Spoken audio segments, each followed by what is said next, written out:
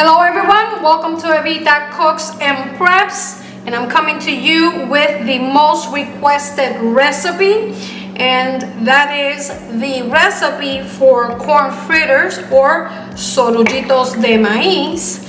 And I'm starting by grating the cheese. The recipe is pretty much very basic. Everybody has their own recipe and their own formula. Today I'm sharing mine.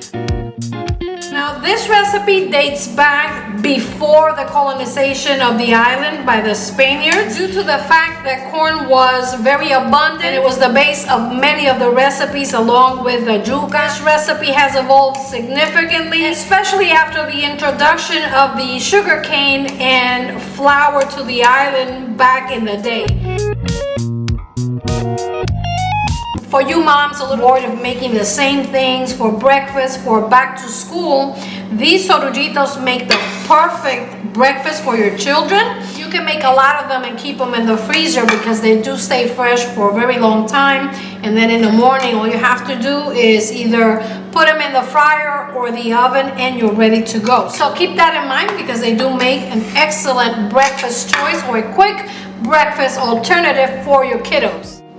The beauty of this recipe lies behind the simplicity of the recipe, and we're going to start by bringing the water to a boil. Now, the basic recipe calls for 4 cups of water, and for every 2 cups of water, we will add 1.5 cups of cornmeal.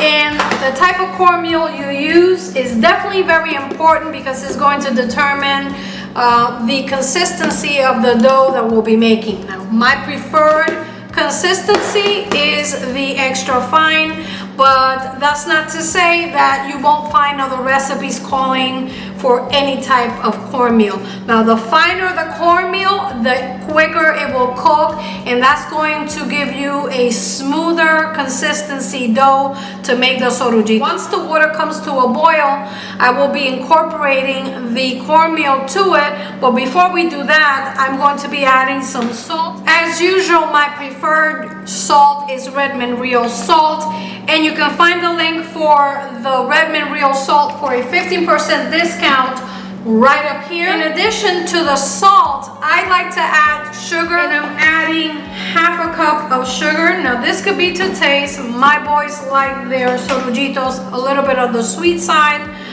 so I use about 1/2 cup, which seems to be the perfect amount. Now once the water comes to a boil, I'm going to start gradually adding the cornmeal.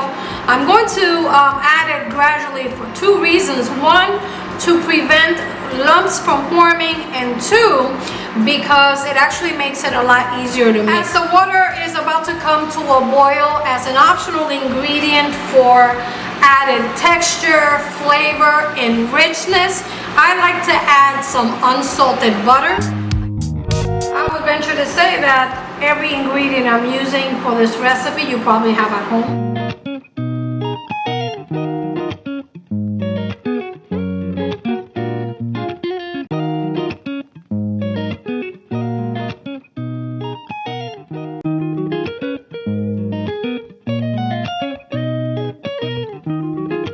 I remember my mom, when I was a little girl, anytime I went in the kitchen to help her biggest fear was that I would burn myself because she was constantly reminding me that you need to hold the pan when you're stirring, especially if it's a pan that is holding hot liquid.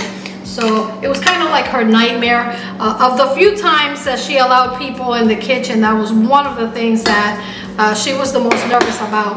And when I say that she didn't allow people in the kitchen, it's because my mom was used to getting dinner ready very quickly. So anytime I stepped into the kitchen, or anybody would step into the kitchen to ask her questions, mommy would hesitate because her goal was to finish dinner so that she can move on to the next task.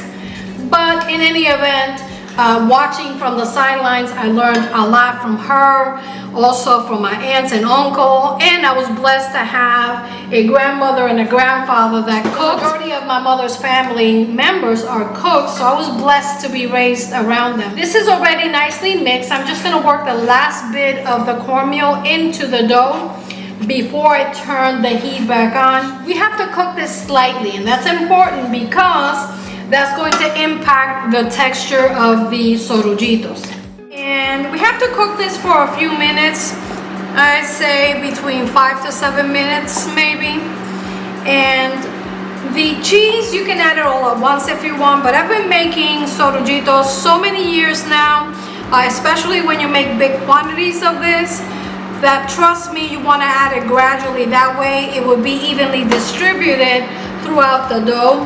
And as the dough comes to a temperature, the cheese will start to melt.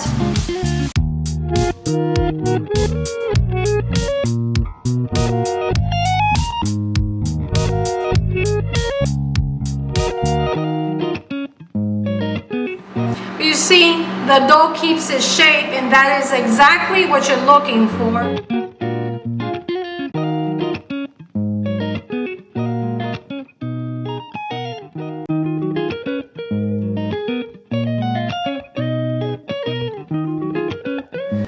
This is an extra step. You don't have to do it, but I think you can see why I do it, because as I knead the dough, and I'm not kneading it vigorously, I'm just simply folding it and stretching it, the dough gets smoother. So that's going to give you a smoother, softer sorullito, and it's also going to help you give it that round shape.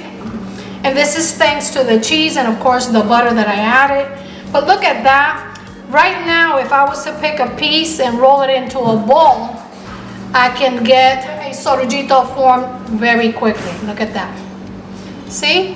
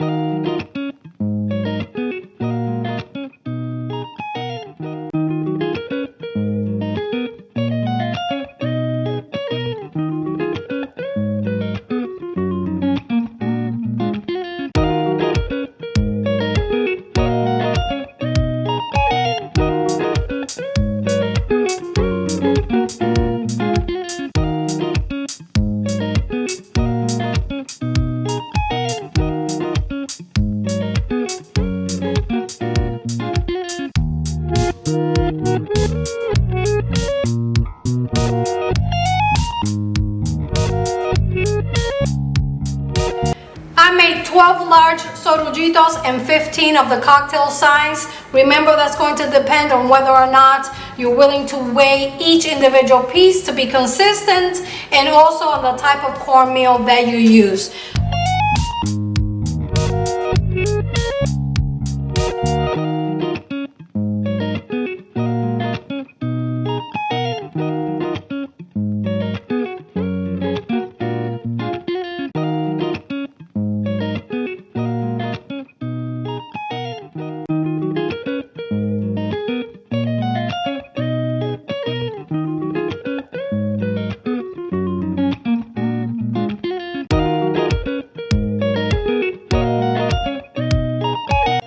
For more easy, delicious, and traditional recipes like this one, consider subscribing to the channel, like, share, and comment for the YouTube algorithms, and activate the bell to be notified when I upload new videos. Until next time, I'm Evita Cooks.